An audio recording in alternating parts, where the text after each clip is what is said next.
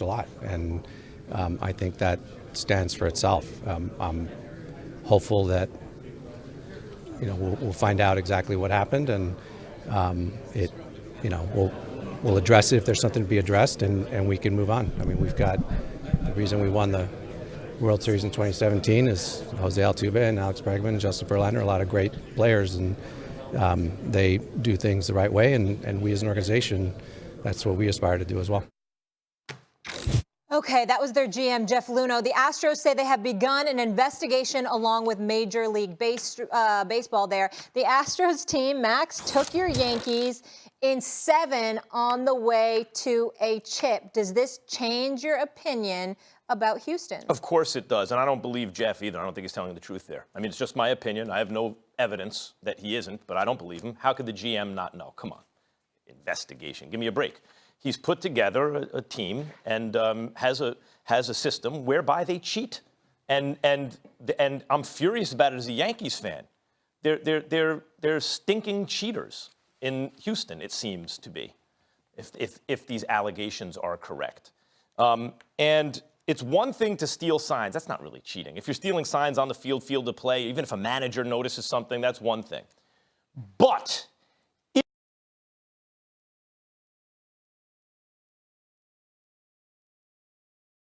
at your home field, in your stadium, you are using technology that's indefensible. How can you defend against technology at the other team's home park?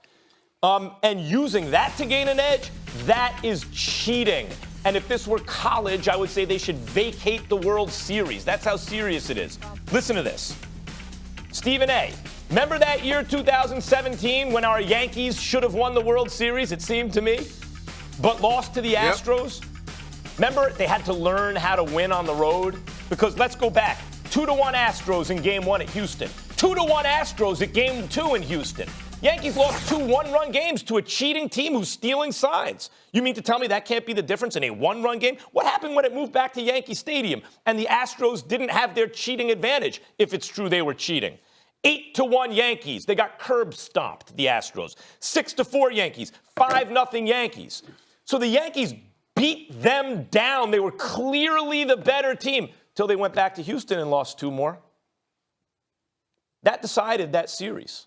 If they were cheating, that's sign stealing, I'm comfortable saying, decided the world, at least the ALCS, and so it's ill-gotten goods. As a Yankees fan, I've heard about things through the years as fans of different teams, Stephen A., where I'm like, look, yeah, the other team, they got away with it. But there's something different about using technology against which you cannot defend at your home park, which is a different level of cheating, and I'm furious. Well, unless you could tell me that there was cheating that was going on when Aroldis Chapman decided to get cute in this past ALCS and throw 87-mile-per-hour cute sliders to Jose Altuve.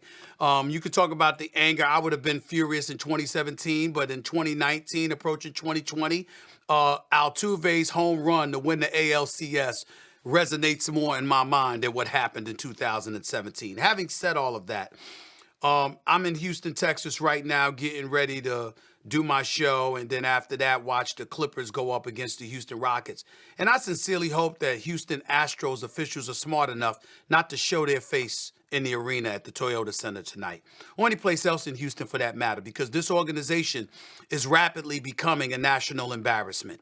Recognized for the level of talent that they obviously have, considered to be an incredibly elite team who most people believe should have found a way to win this World Series. Maybe if you get Garrett Cole out of the bullpen, Mr. A.J. Hinch, instead of leaving your ace in the damn bullpen for a Game 7, like you had a better option. The bottom line is, when you look at the Houston Astros, let's count the ways. You now have this cheating situation. Prior to learning about this, we saw that they brought Roberto Osuna onto their roster. He was an individual that was accused of physically abusing the mother of his 3-year-old son or 3-year-old child. I don't recall whether it was a girl or a boy. But the bottom line is that was the mother of your child, and you physically abused her to the point where you were serving a 75-game suspension before the Houston Astros decided to bring you on board. Then, during the postseason, when Osuna came in and saved the day in the ALDS, you are celebrating in the locker room. Your assistant GM, Mr. Taubman, he is celebrating in the locker room and screaming at female reporters, "Thank God we have Osuna. Thank effing, all of this. We have Osuna," using expletives and all of that other stuff. So you had all of this negative attention that was brought to you to the point where he ultimately got relieved of his duties. And now we're learning about this. Clearly, the Houston Astros appear to be a franchise devoid of principles, devoid of decency to some degree.